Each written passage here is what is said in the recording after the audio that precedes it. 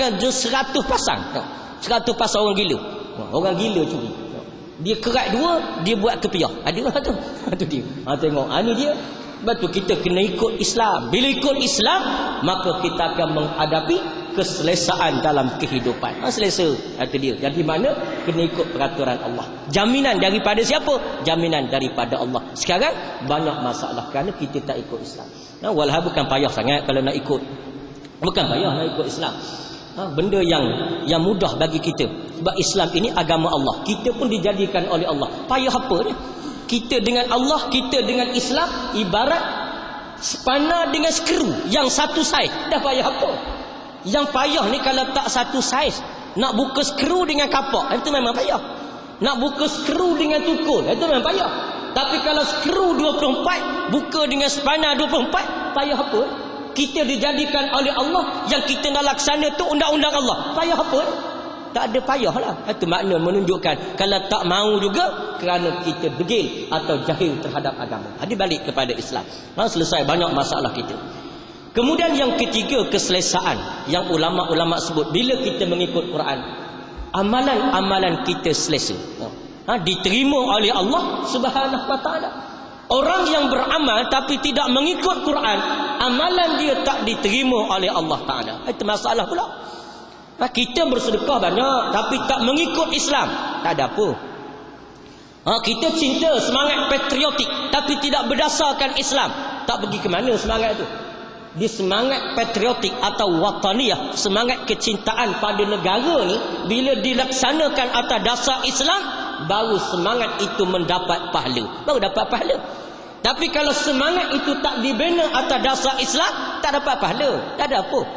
Orang sedekah tidak berdasarkan Islam, tak dapat pahala. Allah Ta'ala sebut dalam Quran, allazi innal ladzina kazzabu biayatina wa liqa'il akhirah habitat a'maluhum hal tujzauna illa ma kanu ya'malun. Kata Allah Ta'ala, ada orang-orang yang menolak ayat-ayat Allah, yakni Quran, lepas tu tak yakin pertemuan dengan Allah di hari akhirat, maka habitat a'maluhum, batal semua amalan-amalan mereka. Kata Allah Ta'ala kan, amalan yang walaupun baik tidak berdasarkan Islam, amalan itu ditolak. Itu betul lah. Kita kesian orang yang berjuang untuk kebajikan kemaslahatan rakyat ummah tapi tidak berdasarkan Islam. Itu kesian. Bila tak berdasar Islam, kosong. Tidak ada pahala di sisi Allah Subhanahu wa ta'ala. Allah Ta'ala beri pahala ni kalau Islam. Lain pada Islam, Tuhan tak terima mereka. Wa man yabtaghi ghairal islam dinan falan yuqbala minhu. Siapa yang mencari selain daripada Islam sebagai dasar kehidupan dia, tak diterima daripada dia. Walaupun dia sedekah banyak. Sedekah banyak hadiah syarikat dia beri sedekah ke orang miskin, raya saja berapa puluh ribu. Tu serah replika cek sebesar pelewot 3 kali 7 pelewot. Cek dia, replika cek dia berapa? 500,000. Tapi tak berdasarkan Islam. Tak ada apa. Tidak ada apa-apa. Beri sedekah, cari duit bukan daripada sumber yang halal, lepas tu bersedekah, tak ada apa-apa. Habitat a'maluhum, batal segala amalan mereka. Beri, nampak memang bantu orang tua dekat dengan nak raya, rumah fakir miskin, rumah orang-orang tua. Tapi duit mana dapat ni? Duit hasil daripada penjualan tiket kerana mengadakan konsert amal. Dengan campur aduk laki perempuan, telanjang bogey habis atas pentas, tiba tu kumpul duit untuk bantu orang miskin. Semua terbatal mereka. Kenapa? Tidak berdasarkan kepada hukum Allah Subhanahu wa ta'ala. Ini dia. Ini masalah dia. Kita selalu tertipu benda-benda begitu. Bila sebut amal, memang buat mereka. Dulu leteri kebajikan masyarakat, berapa ramai tikar leteri dulu. Tikar leteri. Tok Imam masa tu tikar leteri. Imam bila AJK masjid tikar leteri. Kenapa? Kebajikan masyarakat. Keputusan dia malam Ahad masa tu melalui radio Malaysia, radio RTL lah. Putusan malam Ahad lepas arena sukan. Masa tu tahun awal-awal 70-an dulu. Jadi balik imam memendekkan bacaan surah dalam sembahyang kerana nak balik cepat, nak dengar keputusan leteri kebajikan masyarakat. Di 7 angka masa tu. Longgok semua. Duduk. Esok dia tanya bila tanya imam, macam mana imam lah tadi, berapa angka kena? Imam kata ada 2. Kamu pula? Saya adalah 5. Tengok. Tak rasa berdosa. Kenapa? Kerana kebajikan masyarakat. kebajikan. Tak rasa berdosa kerana apa? Kerana tak tahu. Kenapa tak tahu? Kerana tak belajar. Ini masalah dia. Itu. Jadi kita jangan tertipu dah. Perkara haram, haram. Sebab tu nak bina suatu perkara, nak amalan Allah Ta'ala terima, dasar dia mestilah Islam. Nak derma, mesti duit yang halal. Duit halal. Jangan jadi Robin Hood. Jangan kita rompak harta orang kaya kerana nak derma pada orang miskin. Itu tak ada dalam sejarah Islam. Kita kena berdasarkan pada hukum Allah Ta'ala. Jadi amalan berdasarkan Islam diterima oleh Allah Ta'ala. Tuhan terima. Yang ketiga, malangnya orang yang tidak berpandukan pada Quran ialah Allah Ta'ala tidak terima rohnya di akhirat. Dan orang yang berdasarkan kepada Al-Quran kehidupannya, rohnya diterima oleh Allah dan diraikan di hari akhirat. Ini beza dia. Itu untung kita berdasarkan pada Quran. Jangan baca saja. Allah sebut orang-orang yang beriman kepada Allah, alladzina qalu rabbuna Allah thumma istaqamu tatanazzalu alaihimul malaika alla takhafu wa la tahzanu wa ubshiru bil jannati allati kuntum tu'adun. Orang yang berkata Tuhan kami ialah Allah, lalu mereka istiqamah dengan Islam. Bila mereka mati, turun malaikat silih berganti saat mereka sakaratul maut. Malaikat tu kata apa? Alla takhafu wa la tahzanu. Wahai roh yang suci, jangan kamu merasa takut nak menghadapi akhirat, alam kubur. Jangan kamu rasa duka cita nak meninggalkan dunia ini, kerana balasan di akhirat lebih hebat lagi. Dan kemudian diberikan mereka kabar gembira dengan balasan surga yang dijanjikan oleh Allah. Kepada siapa ni? Orang yang istiqamah, berpegang kepada ajaran Allah dan berpegang kepada Al-Quran daripada hidup sampai mati. Tapi yang tak berdasarkan pada Quran, hidup saja, beramal saja, tapi mendustakan ayat-ayat Allah.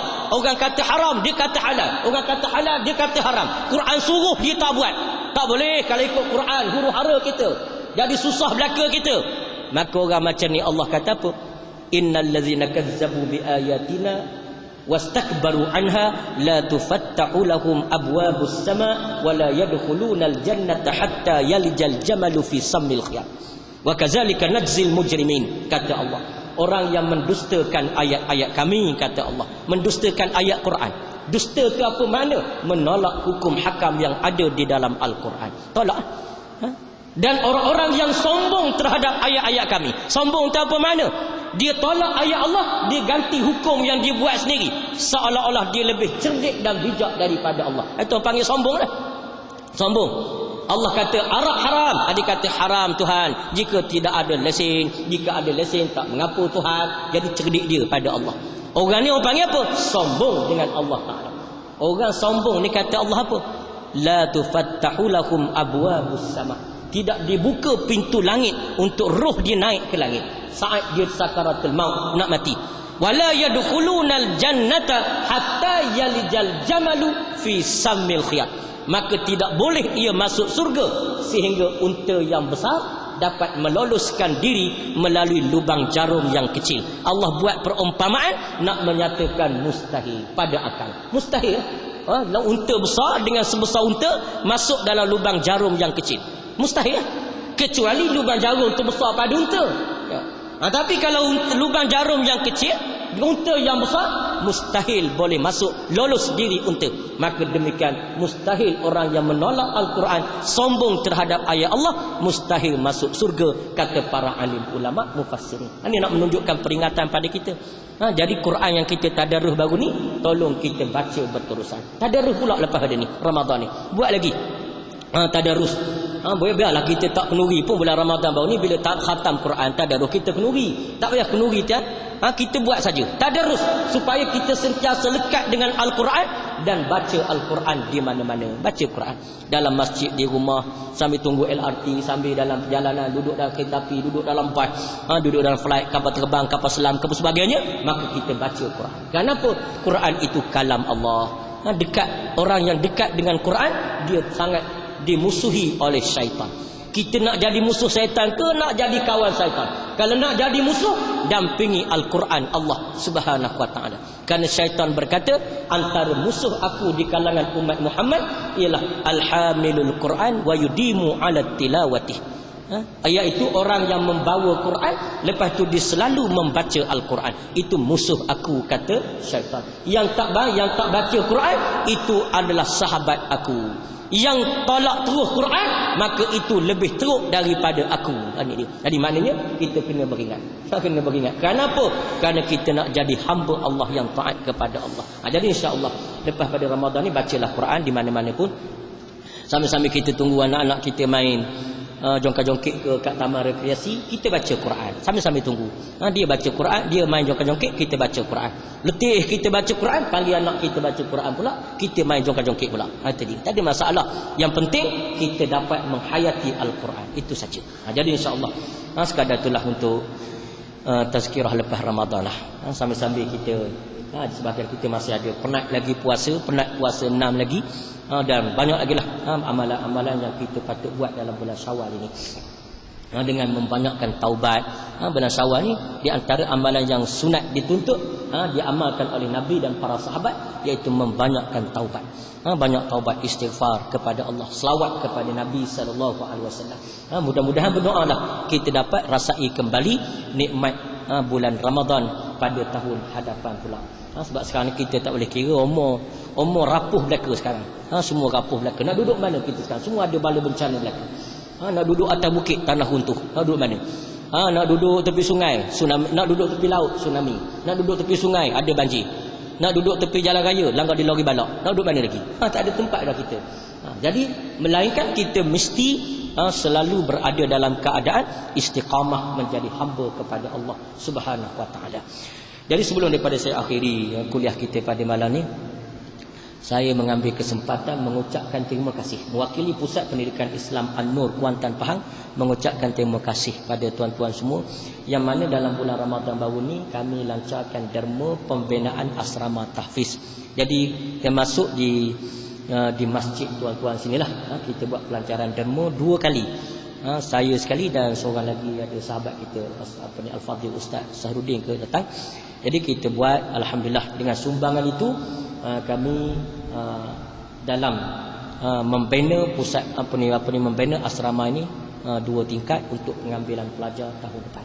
Jadi insya-Allah tuan-tuan tolong, sambil itu dah sumbangan duit material pun tuan-tuan dah beri, dan sambil itu kami mengharapkan juga sumbangan doa daripada tuan-tuan semua biar kita dapat wujudkan pusat pendidikan yang walaupun dah berusia 13 tahun pusat pendidikan ini, tapi kita nak lahirkan produk kita, ulama-ulama yang bertakwa kepada Allah. Ulama saja tapi takut pada manusia tak jadi. Dia tak pergi ke mana. Dia ibarat kita panggil, ibarat apa? Ibarat kita ni masih dikekang, diikat oleh orang. Jadi tak boleh.